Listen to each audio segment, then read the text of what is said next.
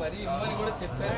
ఆమె ఇన్నోవేటివ్గా చేసి వెళ్ళొచ్చిన తర్వాత మొన్న ఇక్కడికి రావడానికి ఎన్టీఆర్ జిల్లా ఆర్గానిక్ సదస్సు కార్యక్రమం ఒక వినూత్నమైన కార్యక్రమం. ఎన్టీఆర్ జిల్లా యంత్రాంగం ద్వారా ప్రారంభమైన ఈ కార్యక్రమం చాలా ఆనందంగా ఉంది. మన ముఖ్యమంత్రి గారు పదే ఒకటే చెప్తున్నారు, రైతులు ఎరువులు తగ్గించాలి, ఆర్గానిక్ తరహాలో వ్యవసాయం చేయాలని. వారు కూడా స్వర్ణ కుప్పం అనే ఒక కార్యక్రమాన్ని తయారు చేసి కుప్పం నియోజకవర్గం మీద కూడా మొత్తం అంతా ఇంప్లిమెంట్ చేస్తున్నారు. అదేవిధంగా ఎన్టీఆర్ జిల్లాలో ఉన్న రైతులందరూ కూడా ఎక్కువ మంది అగ్రికల్చర్లే కాదు హార్టికల్చర్లో కూడా ఎక్కువ మంది రైతులు ఉన్నారు. ఇటువంటి ఆర్గానిక్ ప్రోడక్ట్స్కి దేశం మొత్తం మీద మంచి గిరాకీ ఉంది.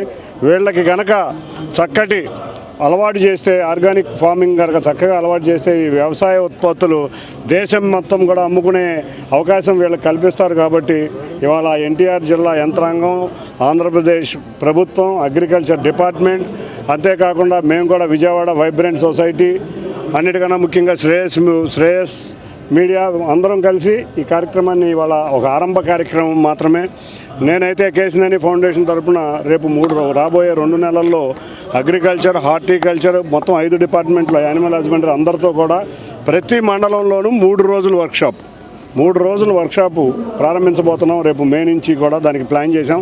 ఎక్కడెక్కడైతే వ్యవసాయ పారిశ్రామికవేత్తలు ఉన్నారో వాళ్ళందరినీ తీసుకొచ్చి ఒకరోజు ట్రైనింగ్ క్లాసు, 2వ రోజు ఫీల్డ్ విజిట్, 3వ రోజు బెస్ట్ ప్రాక్టీషనర్, దాంట్లో ఎవరైతే బెస్ట్ ప్రాక్టీషనర్ ఉన్నారో వాటి దగ్గరికి తీసుకెళ్ళి ఎడ్యుకేట్ చేసే విధంగా మేమందరం కేసినేని ఫౌండేషన్ తరఫున మేము కృషి చేయబోతున్నాం రేపు మే నుంచి.